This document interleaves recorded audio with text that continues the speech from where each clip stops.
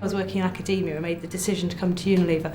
I wanted to contribute to something that actually touched people's lives every day. While the science I was doing before was exciting, there was something about doing something that I could explain to my family, I could see on the shelf. And I don't think there's a feeling that beats walking through the supermarket. You see a product and you think, yeah, I worked on that. And you can see it anywhere in the world as well. That's the exciting thing. You can go to Japan and there's a product you've had an impact on.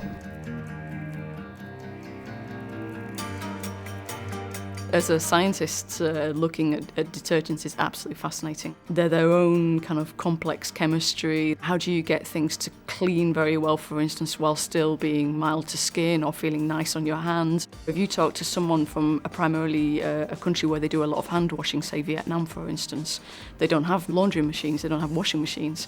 So you need to develop very different products for them than you would for, say, someone sat in Western Europe who hardly ever washes by hand anymore.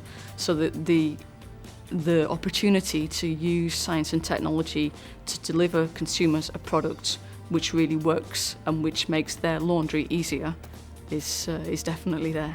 I've been in Unilever 12 years and I've never felt the need to work for any other company than Unilever, and the reason for that is evident if you look at my CV. Basically, I've moved around the different parts of the business within Unilever. So the challenges that you face, for instance, in beverages as an R&D person are very different from the challenges that you would face in laundry. You've got to understand what's going on in the world and what the opportunities are, you know, what you can make, what the challenges are in India, for example, on packaging, because one of our business solutions may be to make lots of small sachets. As a consequence, what happens? Well, there's a real issue with waste. So how do you address that from an R&D perspective? So I think, and you've got to not only work with people from other countries, you've got to understand globally some of the challenges. A big part of our programme at the moment is to look at how we can design formulations that are as good, if not better, for consumers in terms of the way that they clean, but which don't use very costly ingredients for the future. Yeah. It goes from trying to reduce sugar in some of our products, maybe through to improving hygiene in developing markets. And when you're doing that, when you're actually improving hygiene, and the fact people are washing their hands, you know, you are actually making their lives better and safer.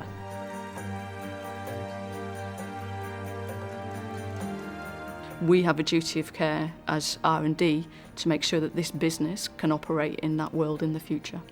We have to design products that ultimately consumers will buy, and if we continue to use ingredients that are too expensive, if we continue to use ingredients that are not environmentally friendly, people will not buy our products in the future. Every challenge is an opportunity, and we're now looking at ways of designing our products, for instance, by using less surfactants, for instance, which are dependent on oil, which we probably wouldn't have had that focus had not, say, for instance, the oil price risen or, you know, a scarcity of certain ingredients in the world. The alignment of everything within R&D to the strategy of Unilever, vitality, all of those things have really just changed the lives in R&D. People are really focused, they really understand now how the work that they're doing today impacts Unilever's brands and how things move into the marketplace. We now have somebody sitting on Unilever's senior board. We have somebody, and for me, I'm particularly excited, it's a woman representing R&D. I think it's just very exciting for us.